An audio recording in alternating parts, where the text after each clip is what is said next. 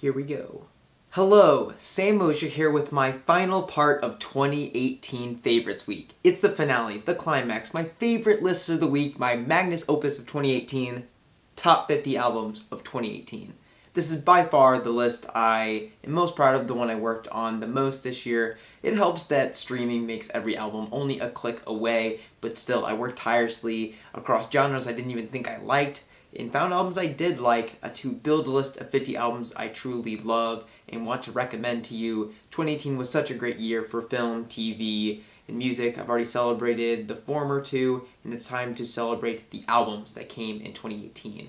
Now, 50 is a lot, but I still left off some of my list. Here are 10 honorable mentions, albums I enjoyed, that were good, that were dumb fun, but for some reasons that I don't have time to get into today, they did not make the list. Waiting. I wrote some descriptions, want you to be able to read them.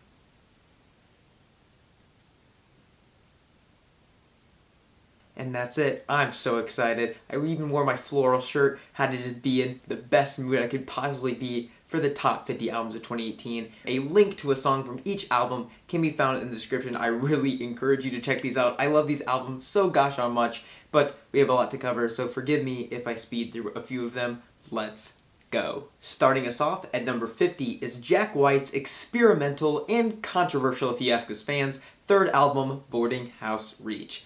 Some people hated this thing, and I'll admit not every experiment on it works, and it's a little undercooked in terms of its production, but I love how weird this album is. It's a rock album that mixes in elements of funk, hip-hop, electronic, jazz, and more, which is often good. At 49 is the funky and quirky indie pop record, The Future and the Past by Natalie Prass. I love the themes on this album of female empowerment and political dissatisfaction. Some real bops on it too. At 48 is the avant-garde R&B album Soil by Serpent with Feet, aka Josiah Wise. This record is sometimes beautiful and sometimes unsettling, much like the love and heartbreak that is described within it. Josiah's shaky but powerful tenor voice is truly special, and his songwriting is so rich and detailed. Next, at 47, is the colorful and chameleon-like experimental pop record, Think Peace by Clarence Clarity. I love the composition of this album. Ideas you hear at the beginning will weave in and out, appearing at different points, and it really gives it a great sense of cohesion. And there's some really catchy stuff on it too. Number 46 is the angry and political pure punk album, Joy as an Act of Resistance by the English rock band Idols. This album tackles very pertinent topics like racism, immigration, and toxic masculinity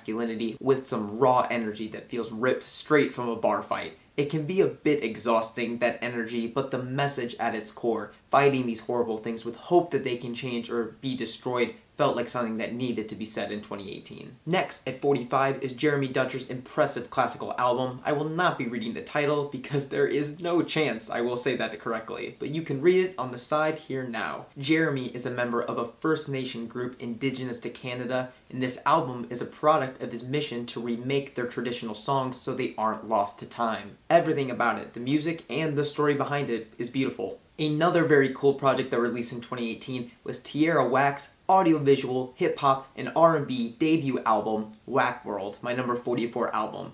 For a debut project, this is a home run of personality, humor, production, and style. There are 15 tracks on this album, but the catch is they're each only a minute long. Watch it on YouTube, enjoy the music. I can't wait to see what Tierra Whack comes up with next. At 43 is the electronic odyssey, Singularity by John Hopkins. Easily my favorite electronic album of the year, this record is transported by every sense of the word. By using different rhythms, ambient sounds, and instruments, every track has its own sense of place, whether it's lost here on Earth or swirling through the beauties of the galaxies. John's compositions build the most impressive atmospheres. It's an album I love to get lost in. Next, at 42, is the warm, sexy, and beautiful Chris, the second album by French pop singer Héloïse Letessier, aka Christine and the Queens. Letessier completely owns her sound on this record. She makes the 80s synth vibe, something that's a bit overdone these days, completely her own, whether in English or her native French language. Her vocal performance is perfect.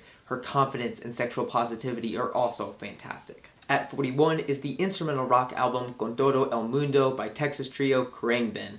They make a joke on the album on how to say the name of their band, and I still don't think I say it right. Krangbin.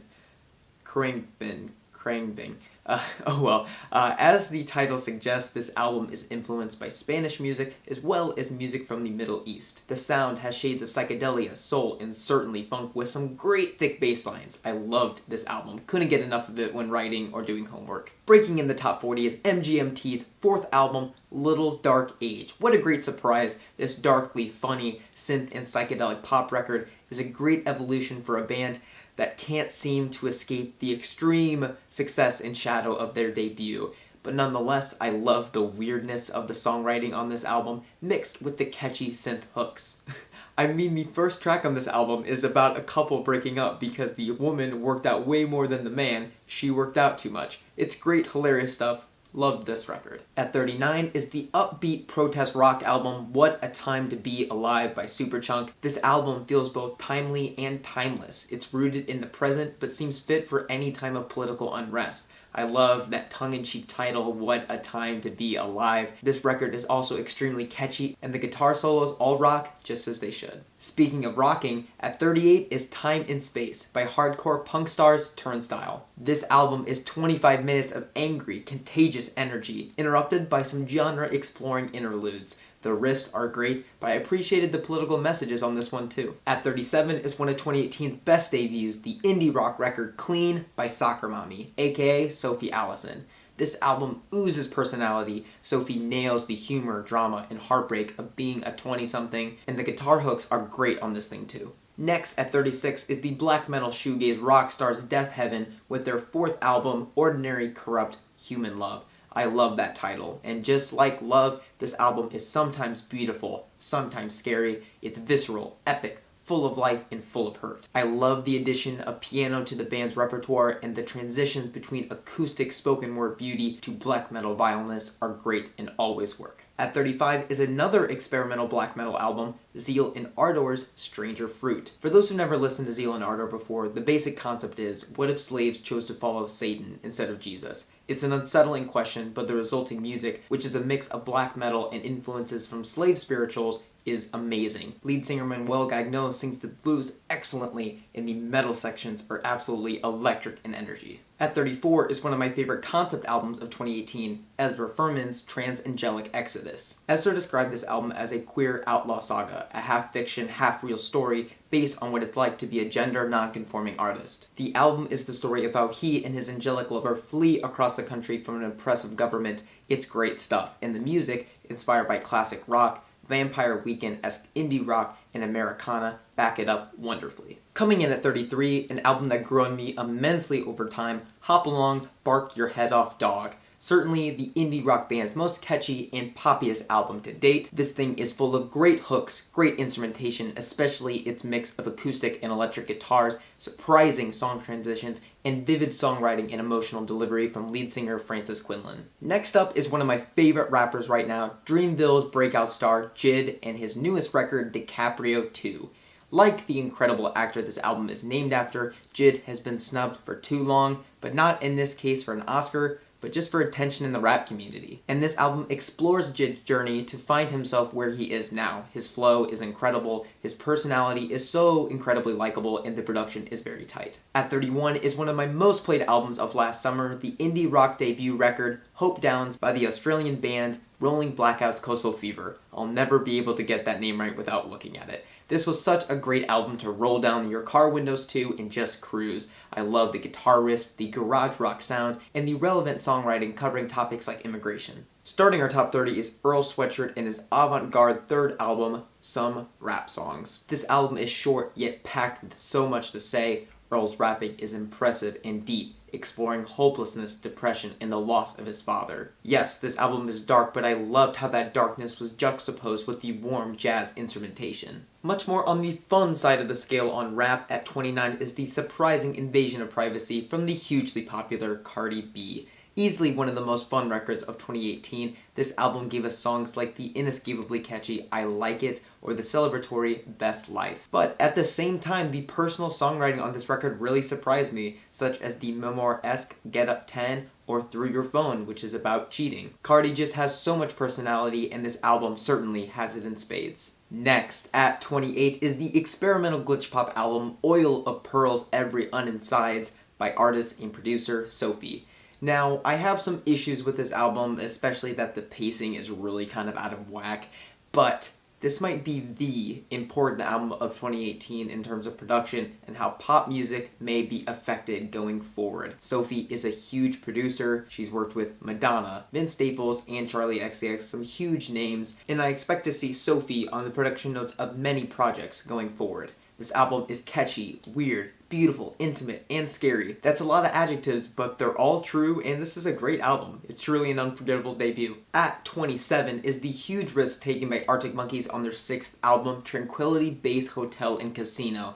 This album finds the band abandoning their catchy and sexy rock sound that they're known for a weirder lounge rock sound that comes from a club on the moon. I don't know, that's the concept that they said. Instead of writing on the guitar first, Alex Turner chose to write the songs first on the piano, completely changing their sound. And I would say the bet paid off because their sound is still cool as hell. Sure, some of the lyrics are silly, but there's nothing like it at this scale. It's a very cool, glitzy album. Next, at 26, is one of 2018's best art pop records, one I think was overlooked by many, Brighter Wounds by Son Lux. This album finds lead singer Ryan Lott struggling with loss in our current political climate while raising his child. The sound is beautiful, often cacophonous in its scale, and so very textured. Over the halfway hump at 25 is Chicago rapper Saba's second album, Care For Me. Partly about the death of his best friend and cousin, this album is dark but necessary, examining death, depression, and anxiety. Saba is an incredible storyteller, and the production, especially the jazz instrumentation, provide a nice sound for him to tell his tale. At 24 is the amazing avant-garde hip-hop record Orpheus vs. the Sirens by Hermit and the Recluse, aka New York City underground rapper and fire chief Ka and producer Animos. This duo made one of the most cinematic albums of 2018, fusing Greek mythology and Ka's personal background to make a truly epic record. Animos's production matches this with minimal percussion and regal-sounding guitars, horns, and harp. Yes, it may be underground, but don't let it pass you by. Next up at 23 is the newest album from indie rock and pop darling Mitski, her 5th album, Be the Cowboy. Her songwriting is as sharp as ever, telling 14 vignettes about love, loneliness, and heartbreak. The instrumentation, which often emphasizes the piano, her signature guitar, and exciting synths, make for a great sound. And just as we expect from Mitski, it's a very emotionally affecting album. Coming in at 22 is one of 2018's most exciting rap projects, an album that takes you on a dark, catchy, and impressive lyrical journey. Yes, I am talking about Denzel Curry's Taboo. This album is broken up into 3 acts, light, gray, and dark. As it progresses, the themes and sounds get darker and angrier. Through this, Denzel Curry proves himself as a very versatile artist in terms of flow, mood, and energy. The production is equally versatile, and every feature on this project is great. Speaking of versatile, at 21 is Beach House's 7th album, 7. Coming from a fan, this is the dream pop group's most exciting project in years. I love the psychedelic and indie rock influences, and the hazy production is top-notch. Beach House once again proves themselves as the king and queen of dream pop and makers of soundscapes that are so incredibly textured and otherworldly. I love to live in those worlds. And at number 20, we're in the top 20, folks, is the charming, funny, poetic, and warm hug of a rap album. Yes, I'm talking about Room 25 by Chicago rapper No Name. Sure, this is not your hype typical hip-hop record, but it is one that you want to sit on and just enjoy No Name's dense wordplay. Her songwriting is self-aware and covers race, sex, and identity. And the soulful, alive jazz instrumentation is just so good.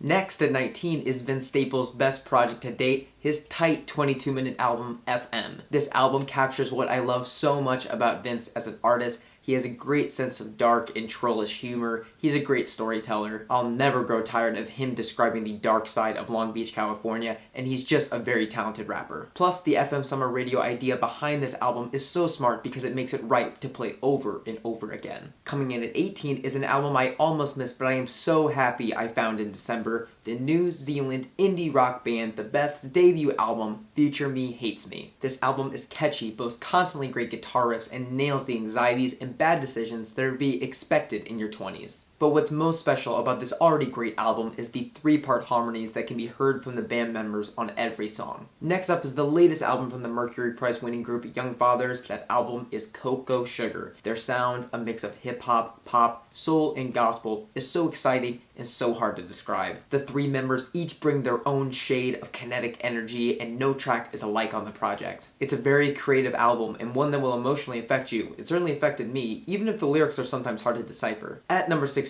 is one of my most played records of the year, despite coming out so late. It's the Spanish flamenco pop album El Mal Querer by Rosalía. At only 30 minutes, this is a quick, colorful, and very fun listen. Rosalia's voice is incredible, the production is very inventive, and the danceable catchiness is undeniable. She bridges the gap between modern pop and classic flamenco so well. Don't let the language barrier get in your way. You're going to love this album. Coming in at 15 is the incredibly fun and hook-filled math rock album New Levels, New Devils by Polyphia. The rhythm changes, guitar licks, and production on this album are great, and I found myself listening to it almost daily when working out or doing homework. The energy is absolutely electric on this thing. At 14 is the experimental and weird Virtue by Julian Casablancas led band The Voids. This album touches on sounds from rock, pop, psychedelia, hip-hop, new wave, and almost every sound works out. It's an incredibly fun and sometimes emotional record to listen to. Not all of the political themes work out in my book, but this was still one of the most creative and fun records of 2018. Coming in at 13, if you know me, you know this is coming, is the newest record from the best boy band since One Direction, their first release by RCA. Yes, I'm talking about Brockhampton and their album Iridescence. The band had an interesting year following their breakout 2017, which saw them release the entire Saturation trilogy. The boys split with founding member Amir Van back in May after allegations of sexual misconduct. They changed the name of this record multiple times, but when it finally came out, it was certainly worth the wait and proved the band is just as great as ever. Iridescence has a darker, more experimental vibe than the Saturation trilogy, but it's also more focused in its subject matter, this time taking on fame, wealth, and whether their life of touring is worth it. As fans would expect, it has some bangers and some emotional cuts, and the whole project kept getting better each time I listened to it. Brockhampton continues to be an inspiring and positive force within the hip-hop community, and I'm excited to hear the next part of the Best Years of Our Lives trilogy, hopefully in 2019. At number 12 is one of the most surprising albums on this list for me, Trench by 21 Pilots. Yes, 21 Pilots. I liked this band in high school, but I hated that Heathen single, and they've been mostly radio silent since then. I didn't expect much from their 5th album, but they surprised me with a mature and conceptual pop album, one of the best produced pop albums of 2018. Trench tells the story of a man trapped inside a city and his quest to escape it. The city's a metaphor for personal demons, and the album appropriately explores themes of suicide, death, and change. Music is a saving grace in the storyline, and the music on Trench is great, with tasteful genre choices, much more tasteful than can usually be expected from 21 Pilots, from rock, pop, hip-hop, and R&B, but it's all thought out and very well constructed. Trench feels so much more intimate and personal than their previous albums, and that may be because Tyler Joseph produced it with only one other person in his basement. Man, I love this project, and I'm so happy for this band, and I can't wait to see how they grow next.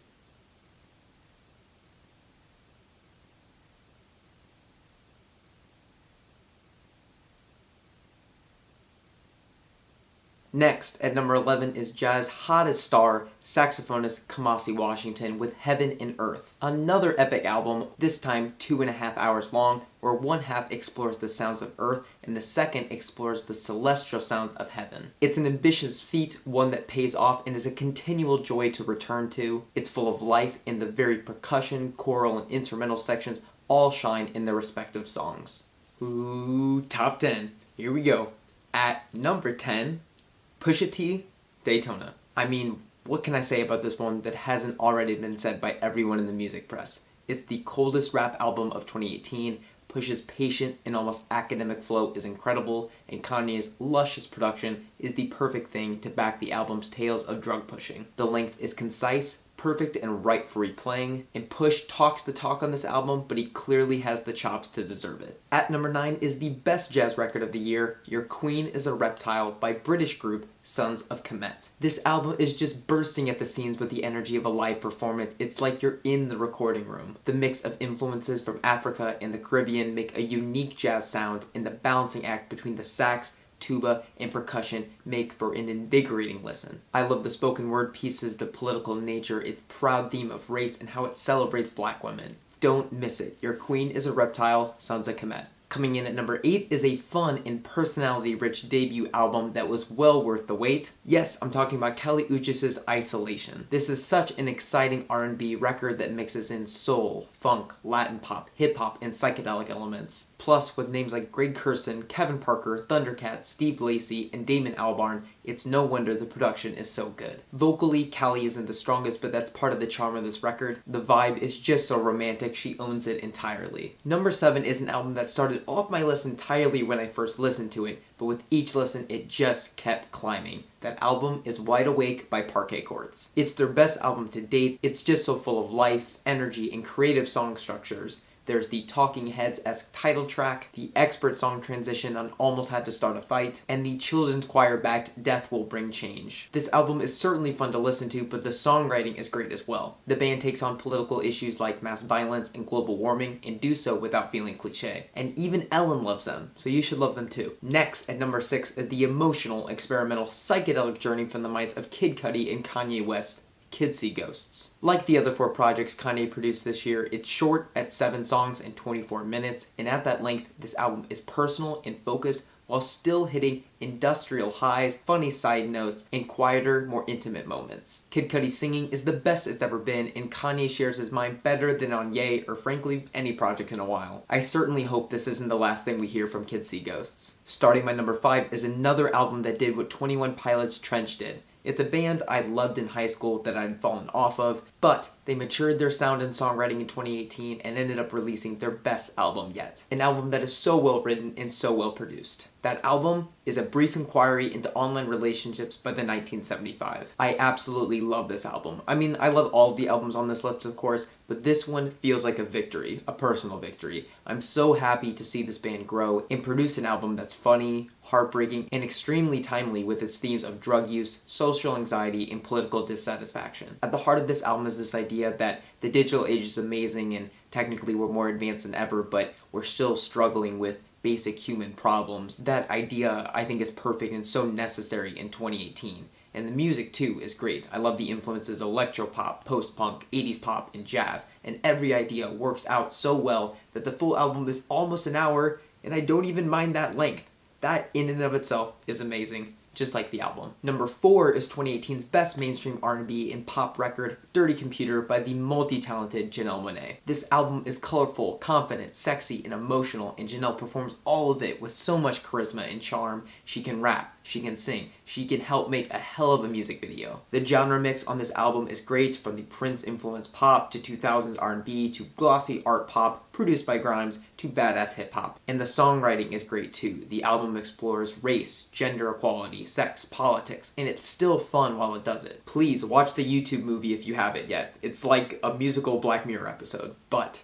the best pop album to release in 2018 was In a Poem Unlimited by US Girls. I was super late to fall in love with this album. It wasn't until July that I did, but once I gave into the grooves, the disco, the psychedelia, and the very clever and political songwriting, I fell hard for this record. Lead singer Megan Remy made the most danceable political album of 2018 with songs that touch on drone warfare, sexual misconduct, and domestic abuse, but at the same time the songs boast groovy disco hooks, blown out horns, and guitars and swirling electronic beats. It's an amazing juxtaposition of ideas and sound, and it's one that you should certainly not miss. We're getting close, folks. At number 2 is the completely redone lo-fi indie rock band camp cult classic, Twin Fantasy Face to Face by Car Seat Headrest, a remake of the band's 2011 album Twin Fantasy. This record, the Face to Face version, is quite the studio facelift. Losing some of the fuzziness and messiness of the original version, the Face to Face version still retains everything that made the original special, while making it much cleaner to listen to. The catchiness of tracks like Bodies or Nervous Young Unhumans remains, as do the epic compositions of tracks like Beach Life and Death and Famous Prophets. And what's most important to the record, and the band in my opinion in general, lead singer Will Toledo's very personal, funny, and emotional songwriting and performance are still outstanding. This album was originally made during Will's high school years, and those themes of depression, social anxiety, identity, and young heartbreak are still there and still effective as ever.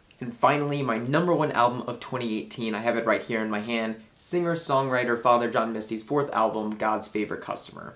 I'm a big Father John Misty fan, aka Josh Tillman. I was admittedly worried about this album. It released within a year of his third studio album, Pure Comedy, and I didn't really like the singles for this. It just kind of felt undercooked at first glance. But then the album came out, and I was completely wrong. Everything about this album is simply right. The singles made perfect sense in context with the rest of the album, as did the release date, because this album is about Josh's drunken and druggy 2-month stint in a hotel when he was apart from his wife, and as you would expect, it's dark stuff. This is the Life on the Tour album in a way, and it makes sense that it came out so close to Pure Comedy. As the artwork suggests, this album is about Josh himself, and in classic Father John Misty fashion, it is funny, insulting, and smart.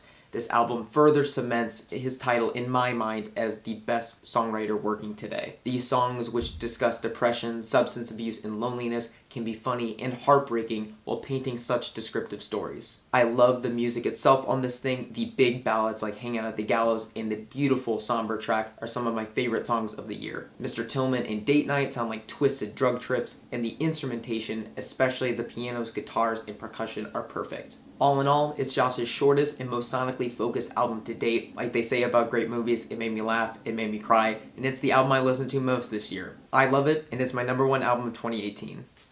And with that, that has been my top 50 albums of 2018. Thank you so much for watching. This has been super fun to make over the year, and no matter how many people watch this video, it was certainly a fun exercise to see how many albums I could find, to test my taste in music, to try out black metal, to try out electronic and glitch pop, and I ended up liking all of it. So I hope you found something on this list that you like yourself. If you like this video, give it a like. But most importantly, share what you loved most of 2018 with your friends and family. That's what I make these lists for anyway. So share your favorite films, TV shows, singles, and albums with them.